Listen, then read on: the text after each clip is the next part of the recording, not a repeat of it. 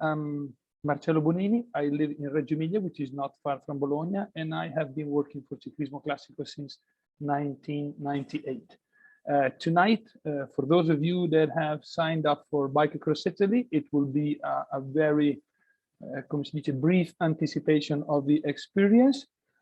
For those of you that have done the trip already, it will probably bring back some of the memories of that trip. And for those of you that are interested and not having decided yet, it could be a good teaser to make your decision going and to join us for Bike Across Italy. Tonight, I have my friend and colleague, Massimo Gianangeli, with me. Together, we have led probably 8 or 10 Bike Across Italy. Myself, Marty Washburn. Ciao. Also, Martin was on tour at once. I have done Bike Across Italy since 1998, and I think I've done it 52 times at this point, plus a couple of times with my friends. What we will do together, Massimo and I and Lauren and whoever else wants to join in, it's to go through a few slides that will give us the opportunity to talk about the trip, following basically the chronology of the itinerary that starts on the Adriatic coast, on the coast of Le Marche, and ends in Toscana. So for doing that, I will share screen. I guess all of you see this. And we begin with the title. This is Bike Across Italy, a coast-to-coast experience from the beaches of the Adriatic to the shores of Toscana. First of all, I want you to have an overall picture of Italy. Each one of the 20 regions has its own most important city on the map.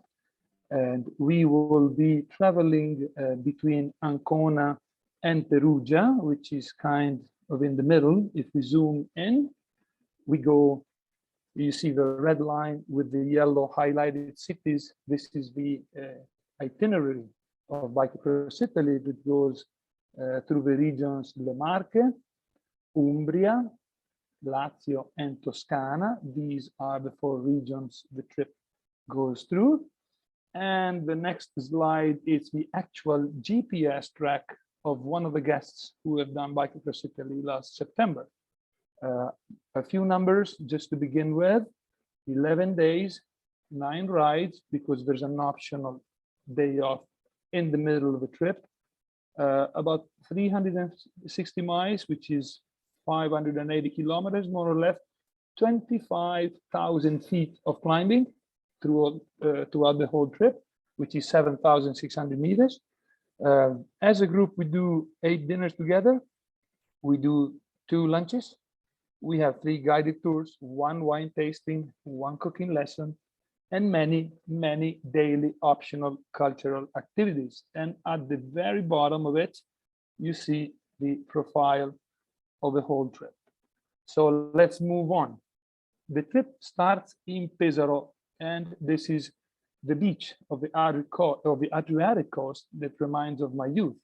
I grew up as a very young kid, son of a soccer player, about 80, 90 kilometers north of this beach here. I grew up in Cesena, and this is very familiar to me. Umbrellas all the way as far as you can see. Pesaro, it's a city that is famous, especially for Rossini, the great musician, but also by the guy who has made the sculpture, which is Arnaldo Pomodoro, who is 95 years old. He was born in 1926, still alive and still working. And the reason we show this slide to you, it is because throughout the trip, we see a few things by Arnaldo Pomodoro as we go through our itinerary. The very first day starts with a very easy but beautiful warm-up ride through the panoramic route of the Park Monte San Bartolo, which is filled with flowers in spring. As you can see, there's a lot of vineyards too, to the little village of Fiorenzuola di Focara. This is the turnaround point of day 1.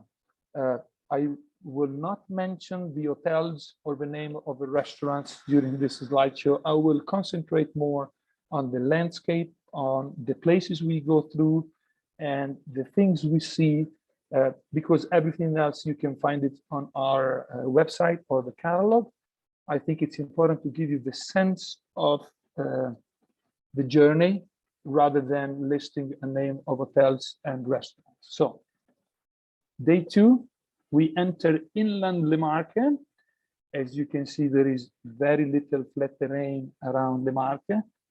But Le Marche territory is interesting because for some, I don't know, historians, it is the closest landscape to pre-industrial Italy, meaning that everywhere else in Italy, it has changed a lot, but Le Marche, with its small farms and small crops and very, with a great variety of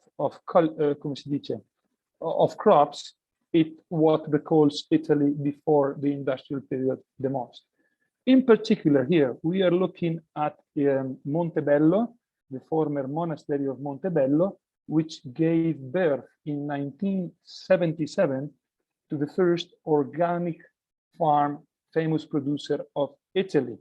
Nowadays it's called as Girolomoni, but this is to witness the fact that in Montefeltro, the area between Pesaro and Urbino, it's very interesting from an agricultural point of view.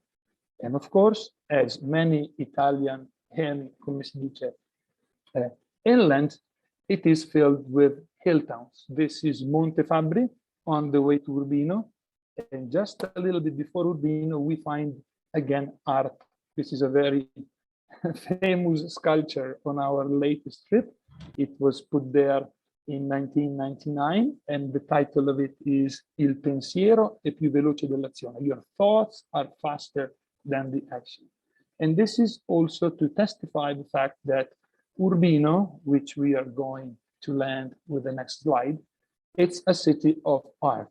We're looking at Palazzo Ducale, built in 1450, 1470 by Luciano Laurana, which was the home of one of the very important, come si dice, sponsor of the Renaissance. This guy here is the conductor, Federico da Montefeltro, known for being a lord of war, but also known for being a man of art.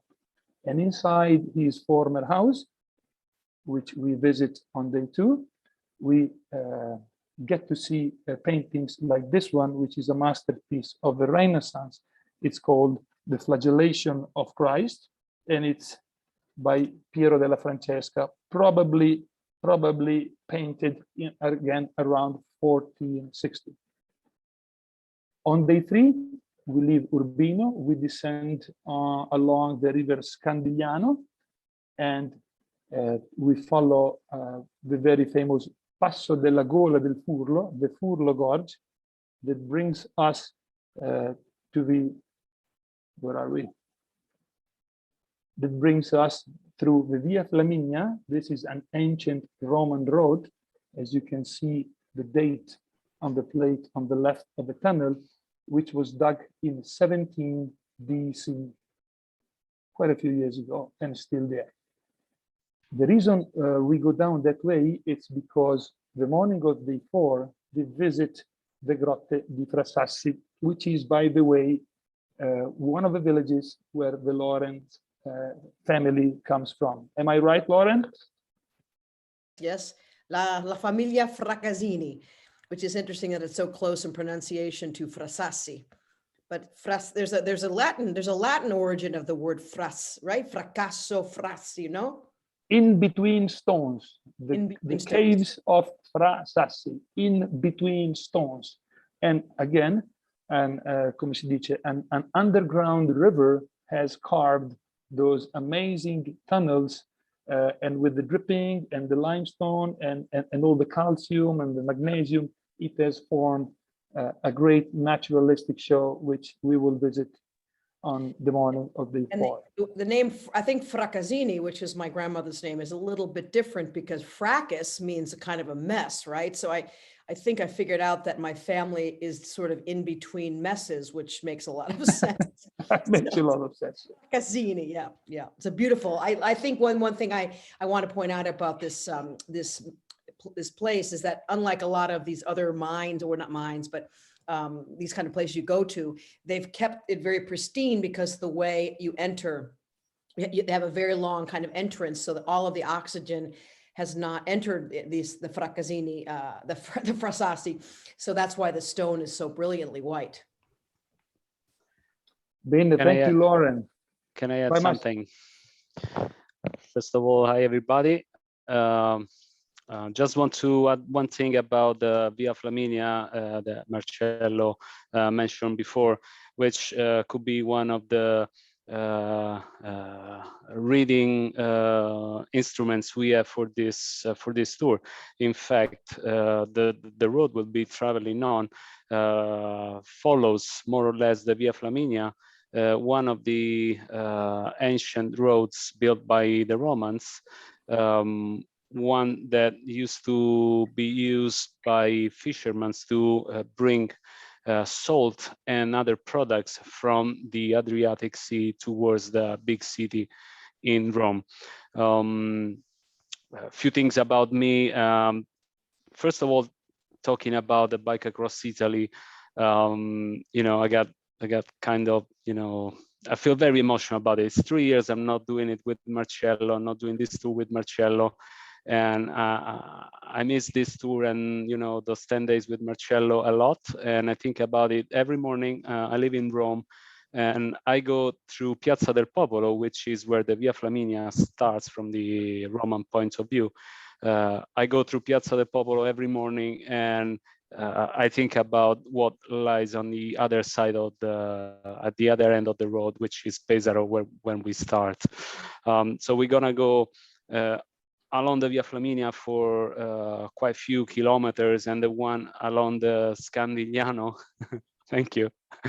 The Scandigliano River is one of my favorite places. Not only because it's a very narrow canyon made by the river along the centuries, just like the Frasassi Grotto, but also because it's a place of peace, silence, and especially in summertime, is a lot cool there, and it's a pleasure to, you know, go on with riding the bikes along the gorge. Okay. Grazie, Massimo. Marcello, prego. Grazie, Massimo. Thank you, Massimo. So this slide is a slide of day 4 when we leave Le Marche, and as you can see, we approach the rugged mountains that border Le Marche and Umbria. After having gone up and down, we reach the summit. This is a nice photo that shows Dana, one of our guides, another one that makes a lot of bike across Italy. Actually, I hope she's online, and if she's online, ciao Dana. This is the summit of the Continental Divide, top of the hill, before we descend into Umbria to hit the city of Gubbio. And if you go back to the slide of Urbino, Palazzo Ducale, you can clearly understand that we are about 100 years before Urbino. If Urbino is Renaissance, brown bricks, 1450, 1500, Gubbio, it's built in stone, big blocks of white limestone, as you can see here in the bridge, and it dates at around 1300. We all love Gubbio for many reasons, and one of them is because Gubbio, it is the city of the crazy people. Every year, May 15, there is an unforgettable folkloristic show. It is called the Race of the Ceri Festival, where the town splits into 3 parties, one wearing a black jersey, one wearing a yellow jersey, and another one wearing a blue jersey, each one of them bringing on parade a huge wooden stick with the saints screwed on top. This is the special departure of Ciclismo Classico Bike Across Italy, the May 11 departure, which I have had the honor of leading 5 or 6 times already. We spent 2 days in Gubbio to attend the Festival dei Ceri. Here you can see the 3 big wooden stick representing a candle, on top of which there's a saint, come si dice, blessing the people. I have done that in 2019 with Massimo. It was a great pleasure, and I really hope we will be able to attend it this year as well. I know we have a departure that is confirmed. I know that so far the people of Gubbio are preparing the festival. It seems, it appears there will be no COVID issues this year because of the pandemic situation in Italy and in Umbria. So we all think we will be able to attend this festival, which is a festival of joy, of competition, of craziness that, you know, enraptures the town for 2 whole days. After Gubbio, and we are in Italy, we ride day 5, which we call rock and roll, a day in which we go up and down, up and down, up and down for the whole morning, up until we reach Assisi. And just before Assisi, we enter in the world of olive oil. These are the tiny, tiny olive trees that are peculiar of this part of Umbria. By the way, if you have been to Puglia or Sicilia, you might remember huge olive trees that have a very thick trunk. Umbria and part of Toscana are very different. Umbria has these very tiny and skinny olive trees that produce a very fine olive oil. Then we reach Assisi, where we spend 2 days. We spend day 5 and day 6. Assisi, it's famous because it's the spiritual and religious center of Italy. And that is because it's San Francesco. When we're there, we visit the fresco of Giotto in the upper basilica. A couple of words about that. St. Francis, which is the saint patron of Italy, you wonder why San Francisco, it's called San Francisco. And if you don't know that, it's because of St. Francis, but this is a story that we explain when we are on tour.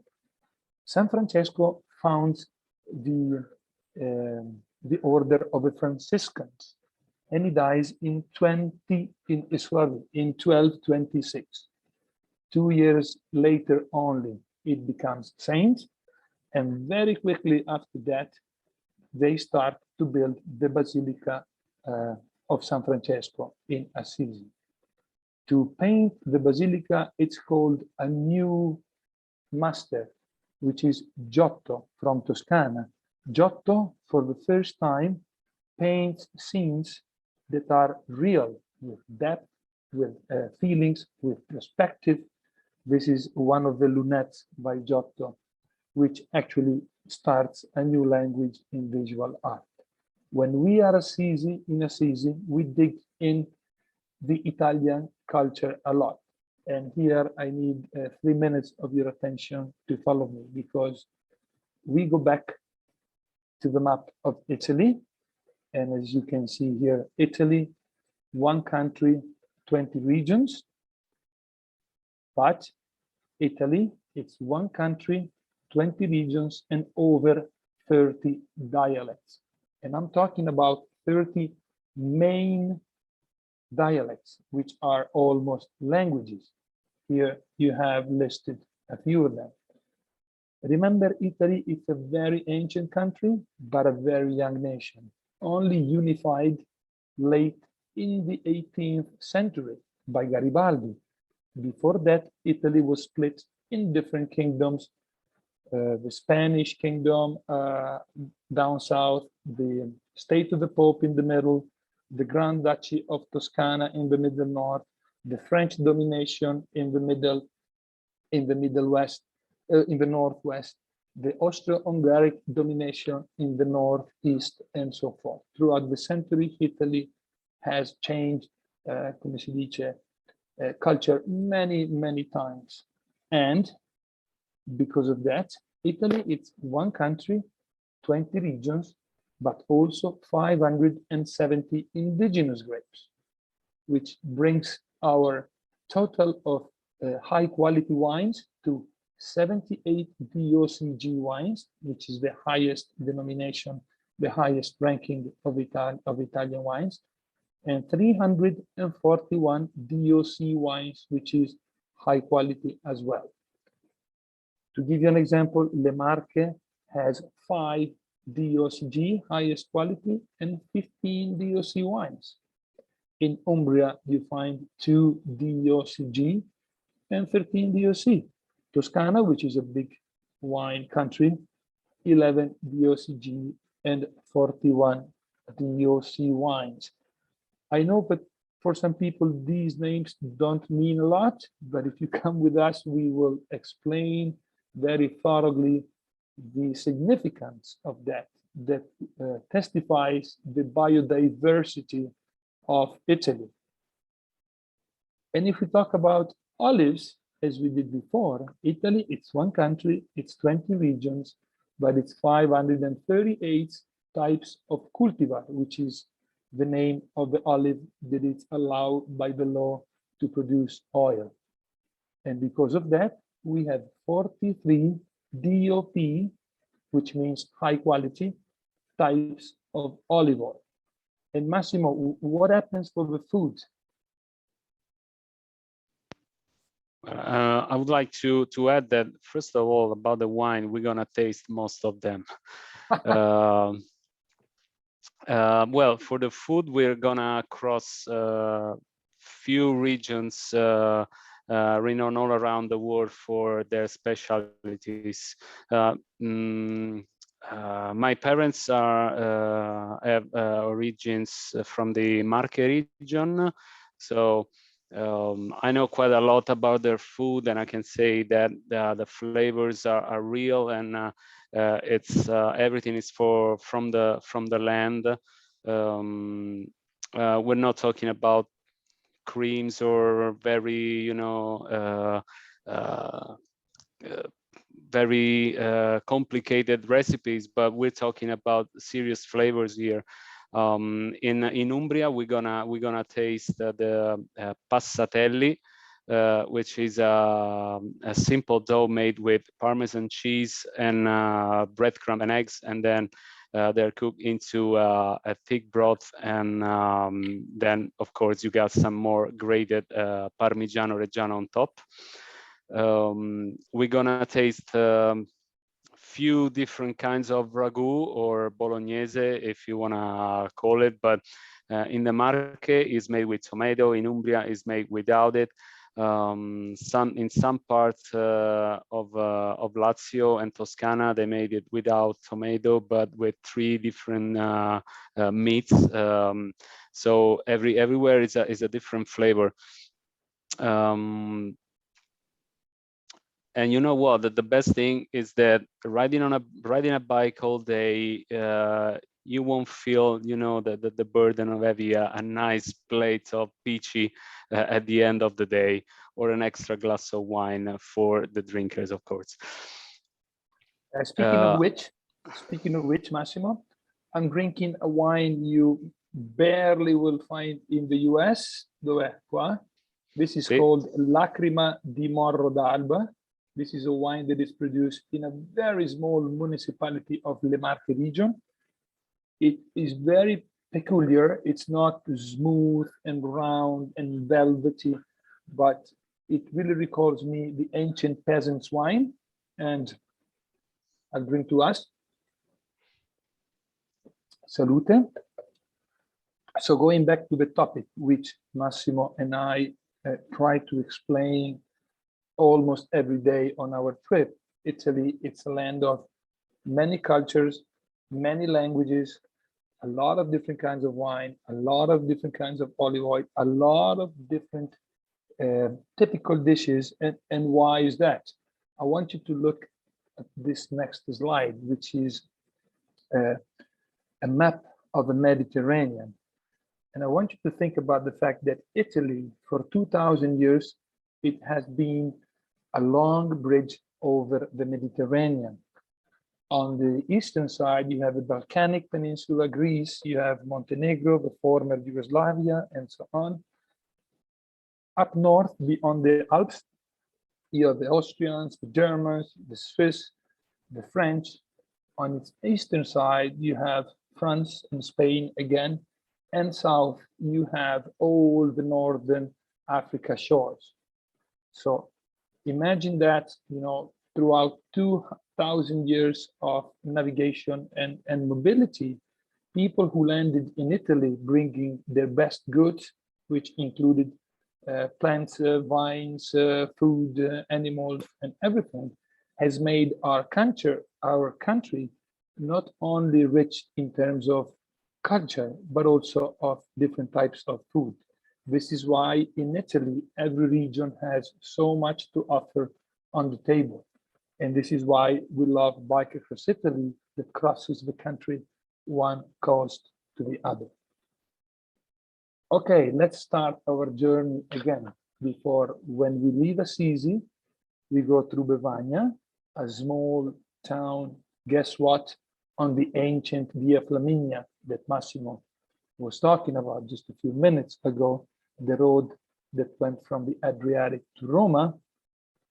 Bevagna, it's peculiar because if you go there in June, you will happen to enter a medieval festival where the whole town turns into medieval costumes and performs ancient medieval jobs. Who is this Massimo? You remember its name? This is Francesco. It's Francesco il Cartaro. The paper maker. We usually stop in Bevagna where Francesco gives us a demonstration, and this is one of the many optional cultural stops along the way on how paper was made in the medieval period. And as we continue on, we arrive in Montefalco, which is surrounded by vineyards. We climb to the Umbrian balcony. This is the name of Montefalco. And reason for that is, what is Massimo the reason for that? The main square and? The food in Montefalco, the gnocchi with sagrantino. Now, first of all, sagrantino is, I mean, my favorite red wine, and I got few bottles. I collect bottles because I don't want to drink them, but sagrantino is one of the DOCG we got in Umbria, and it's one of the oldest wines we have in Italy. Actually, is one that they had to apply the French, as Marcello would say, method to stop the fermentation. But it's a sweet wine. It could be very strong. In Montefalco, usually I fight with Marcello because I want to slow the group down, so to get to Montefalco by 12:30, where when our favorite restaurant opens up and we can order the gnocchi sagrantino. We usually try everything to slow down the best riders, including but not limiting to flat tires, broken bikes, broken vans, and whatnot. Because this restaurant in the main square of Montefalco makes the best homemade gnocchi with this sagrantino sauce that actually has been on a contest on TV and won its episode among other Umbrian restaurants. And other than this, Montefalco, it's a great place to climb. There's a small climb to get to the top, and the town, it's beautiful. The square, the main square, it's fantastic, and usually there's a lot of people hanging out in the main square of Montefalco. Now that this picture doesn't show because there's no sun over here. It was a cloudy day, but I can assure you that usually when we get there in spring or summer, it's one of the best places we will see along the route of the bike across Italy. Molto bene. Every time you find a name of a town that has Monte in it, it means you have to climb. There's nothing else than that, because Monte means hill. After Montefalco, on day 7, we reach Todi. Todi, it's another very interesting small hill town. This picture shows you on the left-hand side the big church built by Bramante, St. Mary of the Consolation. And usually when we are in Todi, we take a nice walk into town and we go for pizza, because it's one of those days we want to have a very casual dinner. After Todi, we ride a beautiful ridge. We're already on day 8. It goes by Prodo. This is the castle of Prodo, where we have, as we call it, our old-fashioned cappuccino along the way. We ride by the lake of Corbara, which we see from way up above, and we reach Orvieto. And as you can see from this picture, Orvieto, it's another hill town, which you have to climb to. Orvieto is very peculiar because it sits on a, come si dice, high plateau of tufa rock, which is volcanic, very porous stone, very soft stone.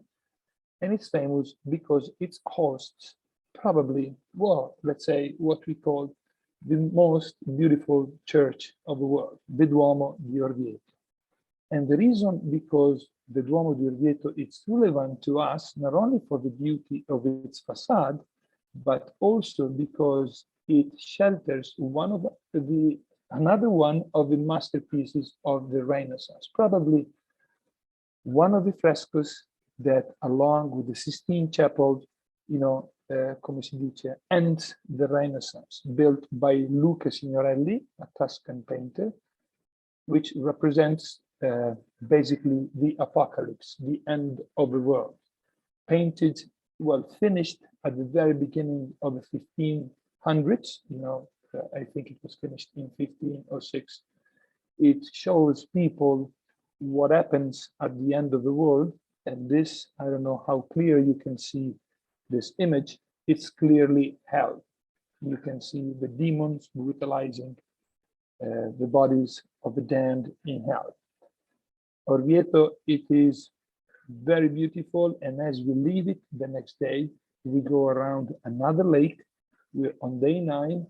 This is the lake of Bolsena, which, if you want to take the extra loop, you can circumnavigate with the bicycle.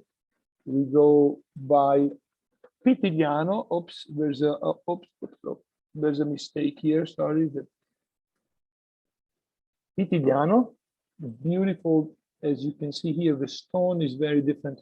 Again, this is not bricks. This is not limestone. This is tufa stone. You see, it's brown, very light and porous.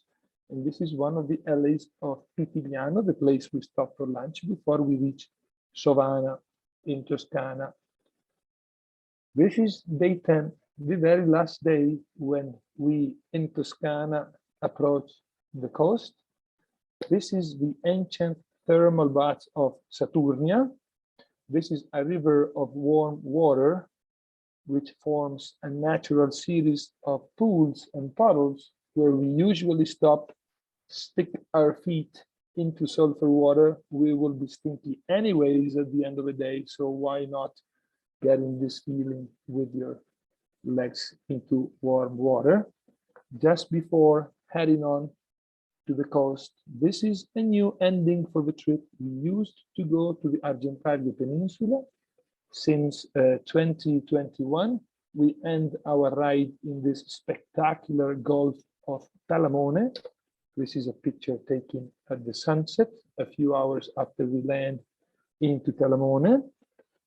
Before getting the picture of the sunset, we put our feet on the other side of the Mediterranean, which is the Tyrrhenian side of it. We celebrate with our feet in cold water and we have a final celebration toast by the beach. So again, this is Bike Across Italy, 11 days, 9 rides, 9 different places to go. Ciao, Mitchell, from the Adriatic coast, the town of Pesaro, to the tiny village of Talamone on the Tyrrhenian side of Toscana. Massimo and I are ready for questions. You could unmute yourself at this point, everybody. Thank you, Marcello. Thank you, Massimo. Okay, questions away. Have any E-road bikes? Or just say hello if you'd like. Ciao, Mitchell. Hello, Brent here, and Jan has a question about e-bike availability and if possible, Are there any road style e-bikes? a road style e-bike. I know you have that Bianchi Manhattan, which is a flat bar bike, but wondered if you had a drop bar e-bike. Possibility. Do you want me to answer that, Marcello? Well, my answer is yes, meaning that the market is offering new models every day. My own experience, I bought my wife a drop bar e-bike last winter, and it was the best come si dice, shopping I have done in the last few years. So yes, there are many opportunities to rent one of those bikes, and I guess we can be ready to do that in 2022. I know there's a couple of rentals in Toscana, as an example, who offer that on top of the standard flat bar e-bikes. Thank you. Yes, the answer I is think so. yes. Okay, good. Thank you. And we're doing about I'd say like a 10% e-bikes on all of our trips these days, so it's becoming pretty common. The only thing is we need to know far enough in advance because you know there is a big demand for them. So Oh, sure. Yeah. as Marcello said, we are outsourcing them because the models are changing so often. It doesn't make any sense to own them. Right. Yeah, and we're thinking of the summer trip, so that should give Good. you lead time for that. Well, you know, I want to add a couple things about seasonal best times to go and why. Well, May is great, as Marcello told you, because it's the Festa di Ceri. But you know, I'm the color person in the crowd, and poppies galore. You know, in the May tour, because poppies in May in Italy are just magical. And what I like about May and June is the days are longer. You could be in Urbino, you could do a nice long bike ride. You can go out for passeggiata. And then, you know, it's still light until 8:30, 9 o'clock. And that makes it nice because there is so much to see on this trip that, you know, heaven forbid you have to, things start getting dark at 5. So although there is a lot of nightlife still, but I think that there is something to be said for a May and June tour. And then June, late June, when this trip is offered, is sunflowers like everywhere. So you're going to be pedaling particularly from Assisi on the way to Orvieto, just massive fields of sunflowers. So that's quite magical. And the fall, of course, is more the harvest time. See, Spanish broom, what's the name of the yellow wild bush? Ginestra, it's like, yeah, Spanish broom. Yeah, Ginestra. That's right. Yeah. The scent of Spanish broom, it's incredible. Incredible. Good question, Brett. And I have what's the best city to fly into, Rome or Milan for the start? Allora, it depends on the connection. Of course, the nearest airport is Ancona. Or you could fly into Bologna, or you could fly into Roma. It depends on the connection where you are. Milano is far away. So geographically, Rome is closest to Pesaro. Well, yes, closer than Milano, yes. Oh, okay. So it would be probably a lot of people. I'm sorry, go ahead. A lot of people then catch a domestic flight into Ancona. Oh, okay. From Ancona, it's less than 1 hour by train. Okay. But, and just if you plan to come in a day before, which we always recommend, and Marcello can attest, when I came in, I think it was the day of, and it's a disaster. So do not plan to arrive the day of, at least give yourself 1, if not 2 days before. And if you, like, for example, flying into Bologna, if you haven't been to Bologna, it's a magnificent town, city, whatever, and it's great. So I would definitely recommend flying in a couple days early, and either staying in Pesaro a couple nights before, or in Bologna. Mhm. And if I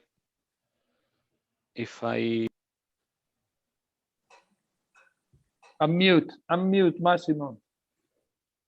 again, mad about this. Rome is the best airport to fly out of Italy at the end of the trip, of course, because it's an hour and a half, maybe 2 hours by train to get to the airport in Rome, and then from Rome you can get a direct flight to the US. Bene. Non-stop stay. Ciao, Roger. Ciao, Jeff. I see friends online as well. May I ask if you've been on the trip, to raise your hand? I'd just love to say hello if you actually been on the trip. Yay. If you have a couple kind of personal experiences to share, that'd be great.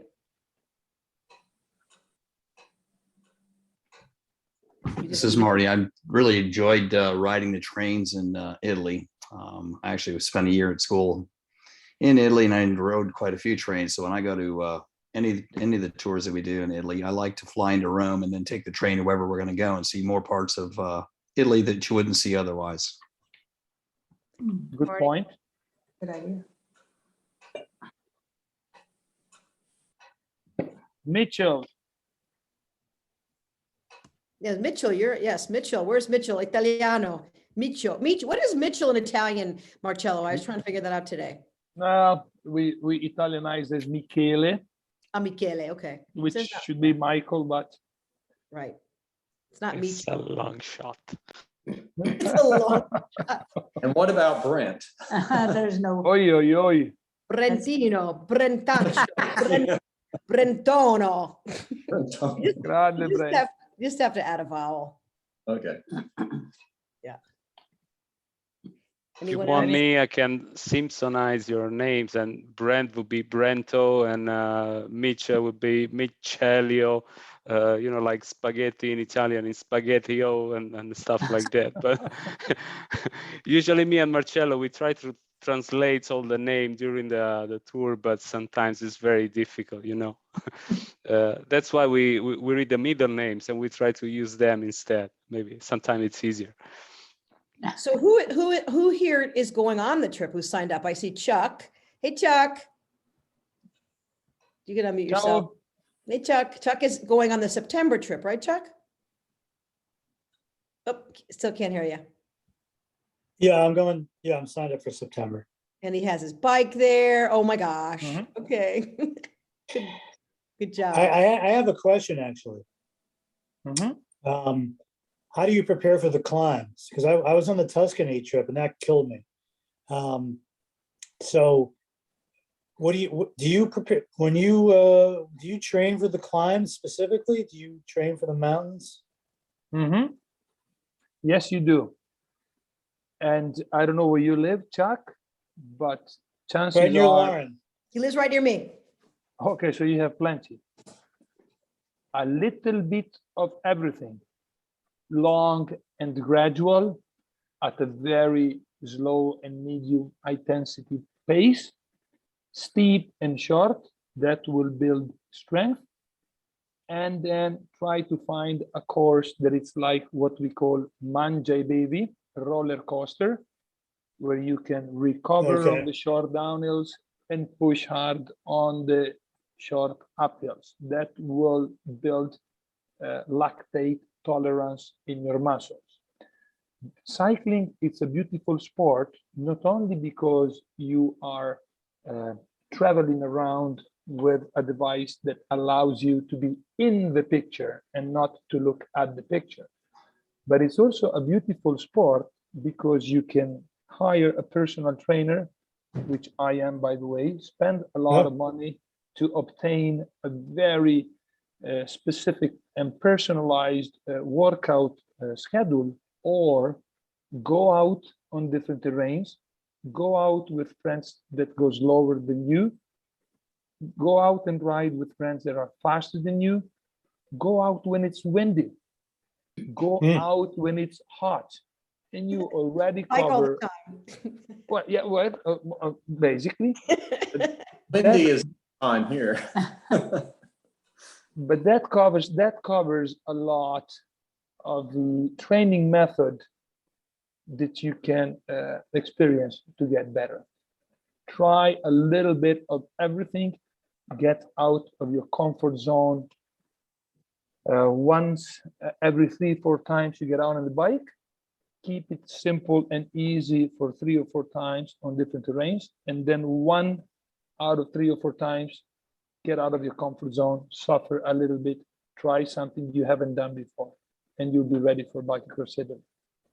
We've also been doing Okay. this trip, remember we've been doing this trip since 1990, and I have to say, we've had every single kind of cyclist. So no one should, I mean, sure, if you want to be able to be ready for it, but honestly, we've had so many kinds of cyclists, right, Marcello? I mean, and it really is also up to, I mean, in addition to being prepared, it's, you also can just be ready to enjoy yourself on the hills and go. I always tell people, don't ride a hill as if you're going to ride it all day long. And that way you don't feel defeated by the hill. Oh, interesting. And what I am going to say, it applies to all the ciclismo trips.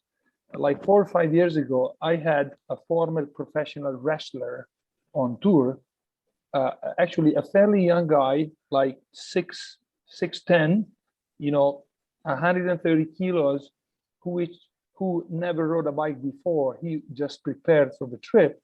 He had a wrestling school back in the US. And so every day he would end the trip walking, end the day walking, because he made a bet with all his students that he would never, ever get into the van. Well, by the end of the trip, despite the fact that being so tall and so big, he had to get off the bike quite a few times, he was the happiest person on earth. And this is our philosophy. It doesn't really matter if you get thirst at the hotel. You'll eat the same foods, you'll drink the same wine. Actually, if you keep your head down and push hard on the pedals all day, you might lose something, because on Bike Across Italy, as on many other ciclismo trips, you have to be able to look around and be ready to stop if you see something interesting.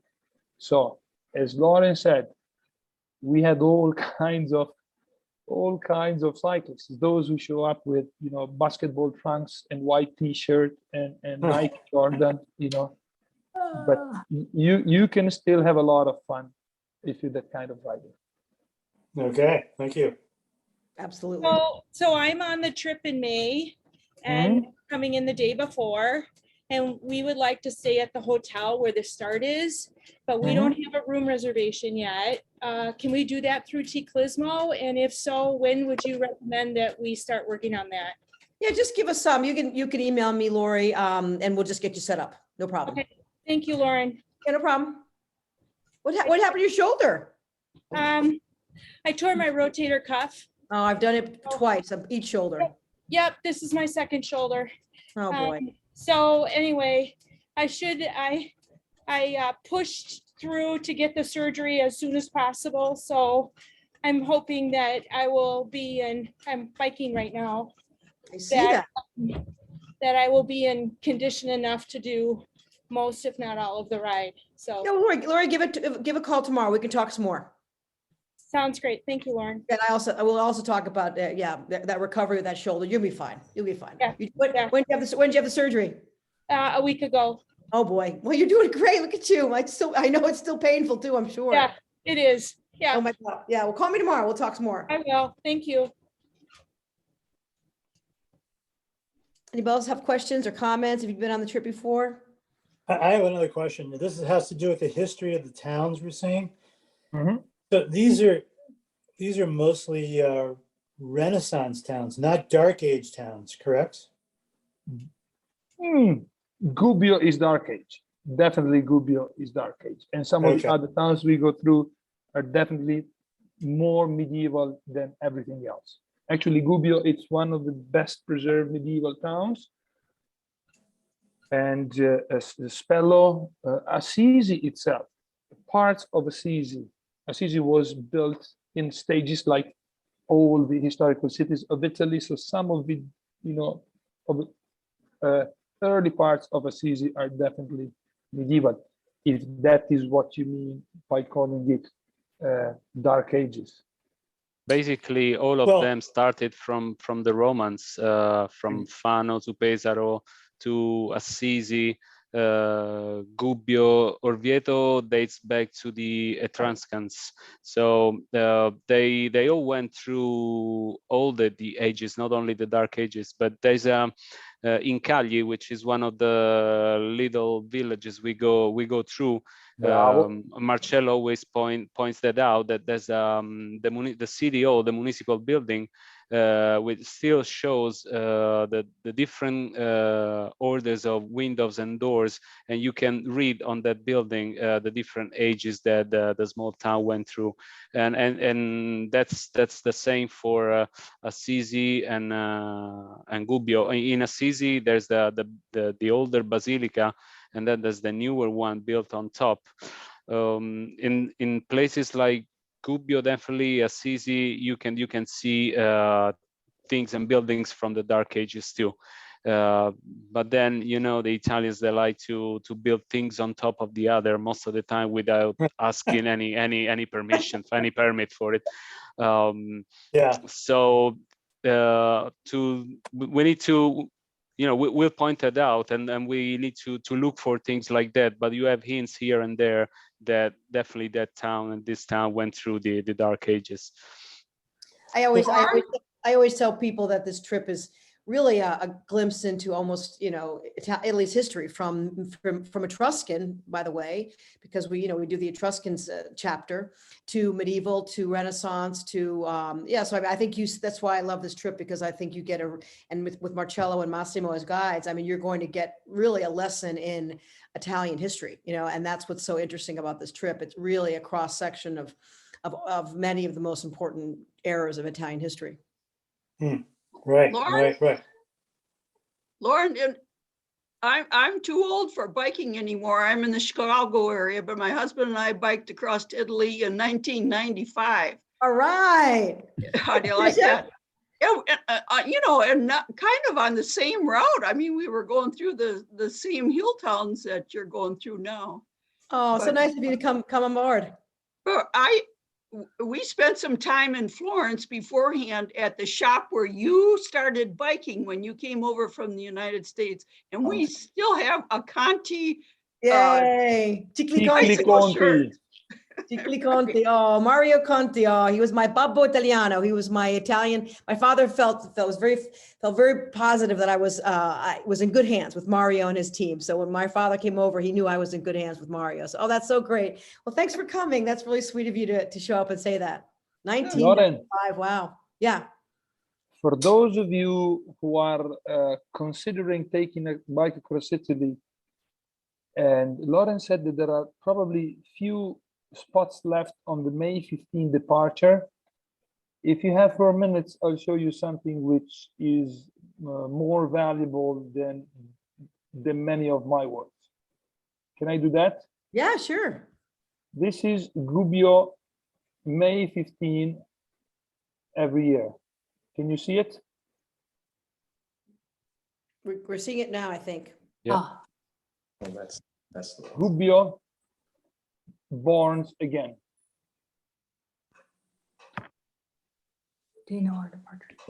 City of stone and devotion, Okay. the land of the ancient Umbrians and antique glories. This is medieval Gubbio.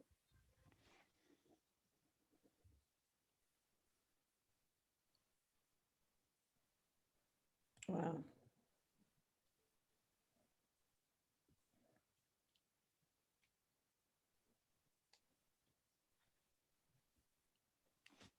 The So video Oh, it's shows amazing. the festival of May 15, when everything seems silent and dormant, you feel the heartbeat.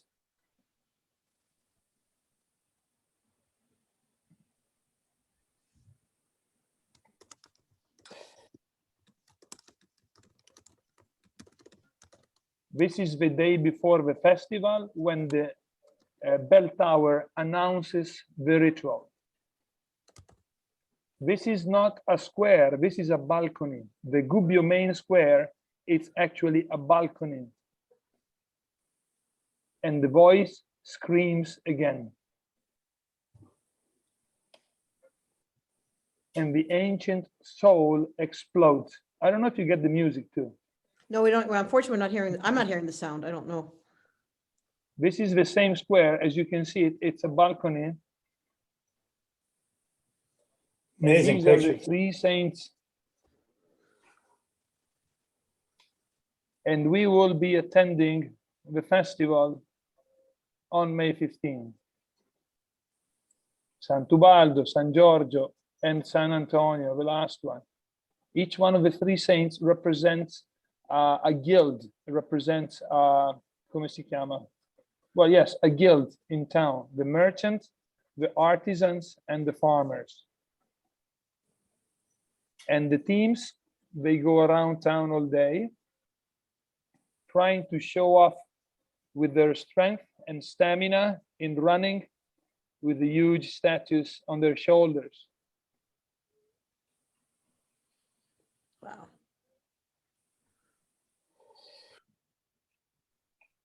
I don't want to interrupt, but I have another question about what I'm seeing.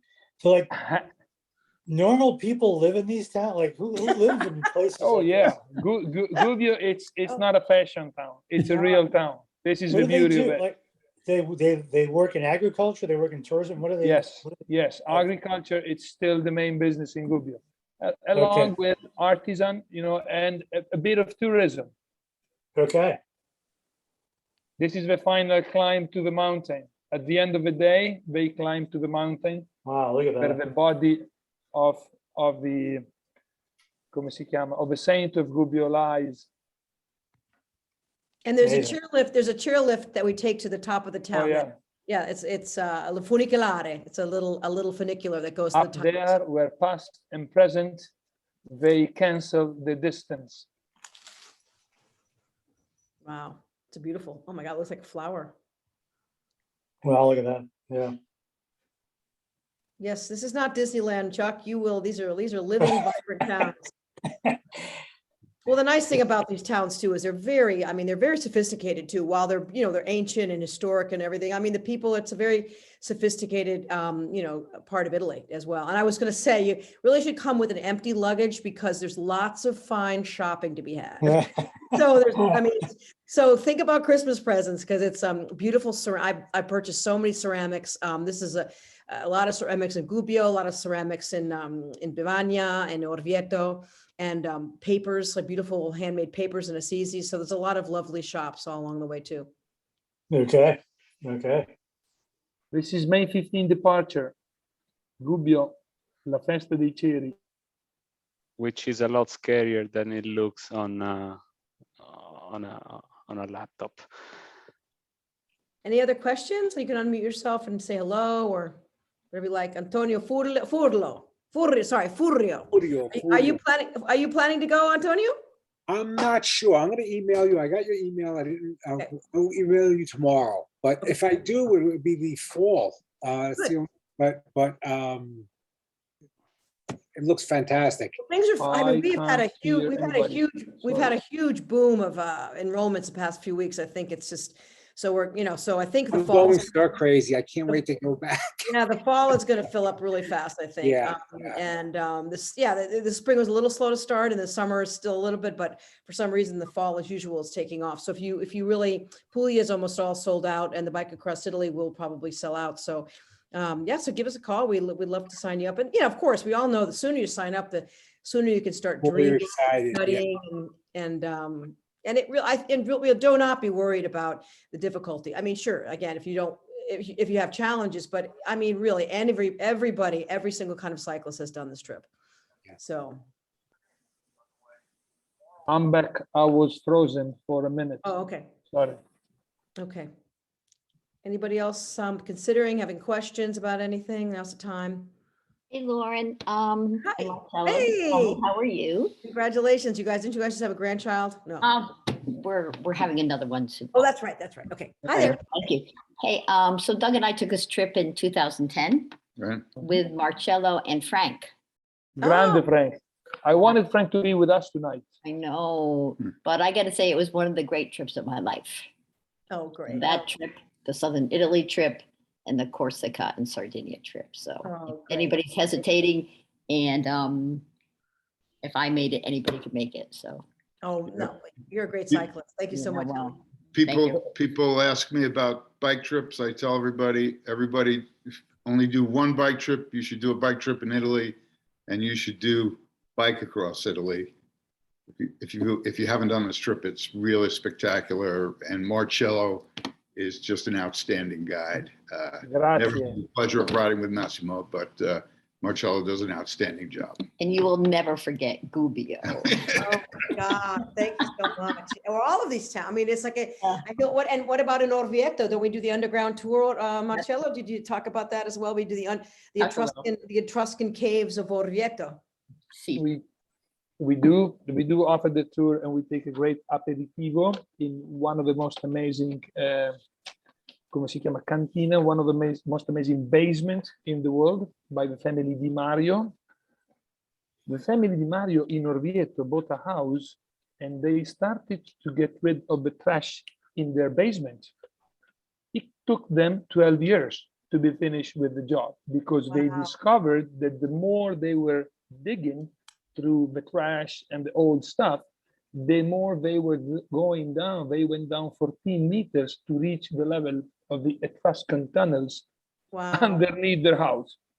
And once they have cleaned it, they have a bakery on top.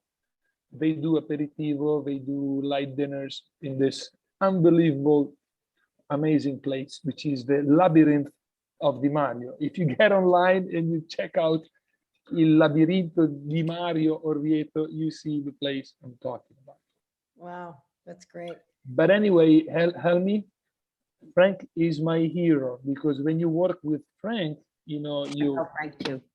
You know, you do the luggage, you drive the van, you ride the bike, you know, you go out with the guests, and then we go to dinner. And when everyone, you know, is falling asleep, Frank goes, "Oh, by the way, Gubbio has this very special drink. It's the liquor from Monte Ingino. We all have to try a glass of." And everybody wakes up and starts again. And then Frank will give you a lesson in Renaissance art.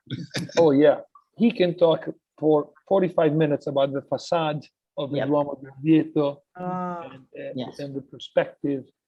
I have learned a lot of that by working with him. Yes. Yeah. We've had a lot of guests do this trip again too, a few times because of that, right? We have, well, he's not here today, but we have Jim's Barbaro. He's done it a few times, and go ahead. I know he was. I invited him. I just texted him, but he didn't show up. So he's done it a few. We've had people do it a few times. So because it's one of those trips where you absorb something new every single time. And the hotels are very nice too. We stay in a lot of nice hotels, and that's an all-around great trip. Anybody else have any questions? Well, thank you, Helmi, and you guys, thank you very much for that. There he goes.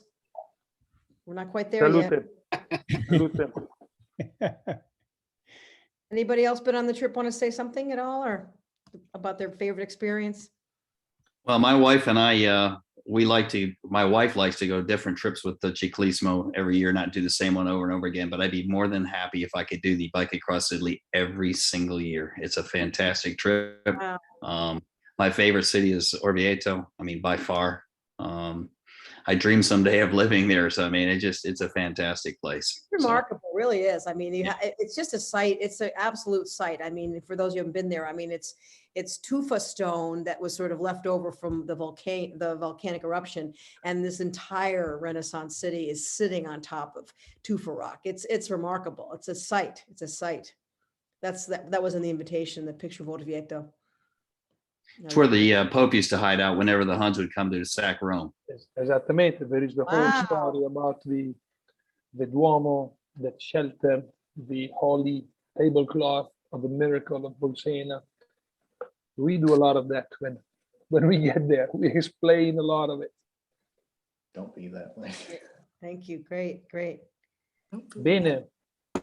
I don't have to drive tonight, so I'll toast again to all of you. So we have, so we have 4 departures. We have one in May, we have one at the end of June, we have one at the end of August, and we have one in September. So, and we know we anticipate those filling, and really would love to talk to anybody. I put my cell phone in the chat.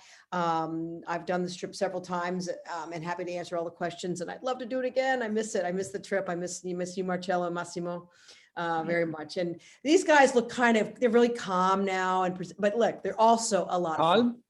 No, I know, but you have this professorial style for those in the audience that don't know Marcello, but we all know that he's also wild and crazy and fun and animated, and he gets all the locals going and goes into all the cafes, and so he's very, very connected, as is Massimo. I've not gotten a trip with you, Massimo, yet, so I can't speak, but I can speak for Marcello being a lot of fun. And of course, we have cycling clinics, as Marcello said. If you haven't been on a bike trip with us, one really important part of our style is we don't force feed you a cycling instruction, but Marcello, we literally do have, how to climb hills, how to descend, how to spin. And he's a really good teacher. He's a really good teacher. And that's really important. We feel that if anything happens on a bike trip, you should also become a little bit better cyclist. So that's a part of how we operate our tours. Very last thing, Lauren. Una piccola, you didn't see this. If you take the trip in September, this is something that can happen. Oh yeah. Perfect. Oh, harvest time. That's great. Yeah. Marcello. Two cavemen were pressing the. That's great. That's great. That's great. They were pressing the grapes as we went by with the bicycles, and I said, stop, go back. Yeah. And we drank a glass of juice. I don't know if you ever had must, straight from the pressing of the grapes, which after the fermentation, it becomes wine. So in this small group, I had a person that spends $100 every bottle of wine, a person that knows a lot about wines. And I asked him, did you ever try the must just after having been squeezed from the grapes? And he says, no. Okay, so we stop, we go there and we try. And it's like cider. It's very sweet and it's very good. And that's what we did on the spot. Wow, that's great. That's great. Any other questions at all? I didn't see the August departure on your list, so it wasn't really showing that you have a tour leaving the end of August. Yeah, I think I'll find that date. I'll look it up right now.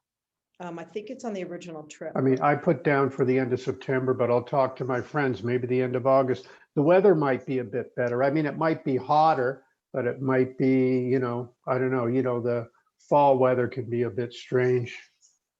What do you say about that, Marcello, in terms of weather? As long as you don't go mid-October. When is our last departure?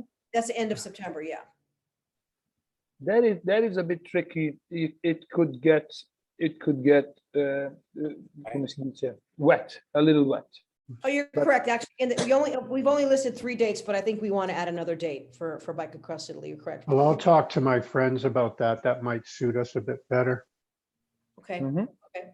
And also, by the way, Jack is doing. We do offer something called a mini tour. We'd love for you to do the whole trip, but we also, if you can't do 11 days, we on many of our tours we will often prorate trips if we can. And so Jack and maybe his friends are going to do a 6-day version of the Bike Across Italy, which is from Pesaro to Assisi, which is nice. I mean, I told Jack, be ready to want to keep staying. I mean, that's also happened that people do the mini trip and they don't want to go. But if you do only want to do 6 days, that is an option. But you'll need to let us know about that soon. What happens most of the times is people sign up for the second part once they're done with the first part, and they pay more, and we're happy about that. They stay on the trip. Well, that might be a nice problem to have if it comes up. Exactly, exactly. Exactly. Well, Jack, we're so excited. He speaks a little Italian, so he's very excited to take the trip. So I'm real excited. We're excited for your first Ciclismo Classico tour. Great. Good. Okay. Well, excellent. I don't know. I don't want to keep anybody longer than they have to. I mean, you can stay on a little bit and talk with Marcello. You can unmute yourself and say what you will. Happy to have anybody say hello to Marcello and Massimiliano. I don't need to. I'm just kind of. I did put my email in the chat box. Feel free to write me for any question. I'll be happy to answer. And yep. And I'm available all this week, so you can definitely give a call. I can't wait to be on Bike Across Italy again.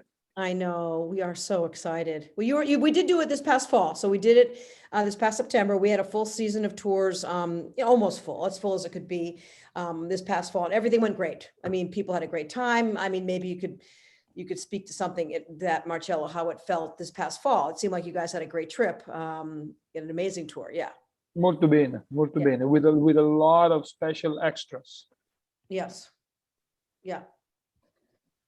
Yeah, I mean, was Assisi less populated because of obviously, probably because Assisi is usually super crowded. But no. It depends. If you hit Assisi during one of those pilgrimage days, then it's very highly populated. But it occurred to me to hit Assisi and find it, come si dice, unexpectedly pleasant. Mm-hmm. even during high season of Italian tourism. But during COVID, was it less? I mean, well, because of the priest? Yes.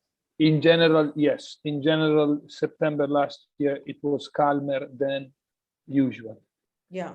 But speaking from a non-religious point of view, I always find Assisi peaceful, relaxing, and extremely enjoyable no matter what. Because the minute you step out from the main corso, from the main flow, you find yourself in a different situation, very different situation. Mm-hmm, mm-hmm. I have another question then. If I look at your map, I'm looking at the days and you say Assisi. I don't even think I see it on your itinerary map. I'm just looking at the days and the hotels, and I don't know if you update this thing or what. Day 5, and it depends. Maybe there's this spello on it. It's spello, yeah. It's spello. Okay. Is that the last day then? Is that what you're calling Assisi? Well, yeah, because Spello and Assisi are so close to each other. So the last hotel is in Spello, but we go through Assisi. So we're literally a 20-minute bike ride from Assisi, right, Marcello? Well, yeah, now we stop in Assisi and we stay at a beautiful hotel. Oh, we're staying there this year. Okay. We spent 2 days in Assisi in a beautiful hotel. It's called Nun, N-U-N. Check it out because it is extremely special. It's a 5-star hotel that has basically a spa, which is a real former Roman spa. Oh, wow. Underneath. And it's run by nuns. That's why the name. It was stupido. It was a nunnery. It actually was a nunnery. It was a nunnery. Massimo is right. Was run by nuns. Now they are professionals to do it properly. It's one of the greatest hotel in Assisi, actually. See. And we spent 2 full days in Assisi, unless you are on the May 11 departure. That is slightly different. Of course, those 2 days we spend in Assisi, we go, those places usually people look for in Assisi. Not church, of course. We go look for wine tasting and cooking lessons. Mm-hmm. And olive oil tasting. I mean, So do you arrive in Assisi on day 5? Yes, we do. And we spend day 6, which is the optional rest day in Assisi. Or bike So- ride around Mount Subasio, right, Marcello? Mm-hmm. The loop ride around Mount Subasio. Yes. So that would be my last day to ride on that trip. Yeah, then. Jack, you can, I mean, basically, we're there the whole day, so you're, basically, I don't, if you stay over in the hotel another night or, but for sure, we do a little, about whatever, 22-mile bike ride around Mount Subasio, near Mount Subasio. No, around it. around. Around it, right, that's correct, yeah, and it's a short, but it's a lovely ride, and we return through the backside of Assisi and drop into Assisi, so for a gelato, which we haven't even Okay. talked about gelato. Mm-hmm. Great. Good. Any other questions? Antonio, how are you? Tony, how are you? I'm well. Thank you so much. Thank You for look the You look great busy back there. presentation. You look wonderful. You look great. Yeah, you look great. Are you in your garage? No, I'm in my workshop. I'm in Yes, I'm you're a in the jeweler. office. You're a jeweler. That's Yes. right. Artigiani di oro. Bravissimo. Bravissimo. Bravo. Sign up, Grandissimo. Antonio. You would love this trip. I mean it. You got to. I know. Yeah, please. Massimo, Antonio è il numero 1, te lo dico. Antonio non scherza. You guys are numero uno. You guys are numero uno. Antonio is a very good cyclist, and when it comes to sit down at the table, he becomes very serious. That's when I do the real work. Yes, the train. And I say that in a very positive acception, Tony? Great. Well, good. Well, I guess we're down to the last few. Thank you all so much for coming, and we'll see you soon. I'm really serious. Give a call. We could talk about any question you have, but it's a great trip. Put it on your calendar, and carpe diem. It's time to enjoy. It's time to enjoy life. Really, we're really excited. So, Brent, we'll talk to you guys soon. Get you signed up for June, sunflower season, Antonio, wine season. And Jack, you're coming in. We'll see if it's. I just emailed the team about August to make sure that was either on it, but we can easily switch you over. Excellent, great. All right. Thank you. Well, thank you so much. Thank you so Okay. much. Ciao, everybody. Grazie a Buonasera. tutti. Don't Thank forget- you. Ciao. Okay, Grazie ciao. Marcello, grazie Loren. Ciao. Ciao, grazie Marcello, grazie Massimo. Ciao.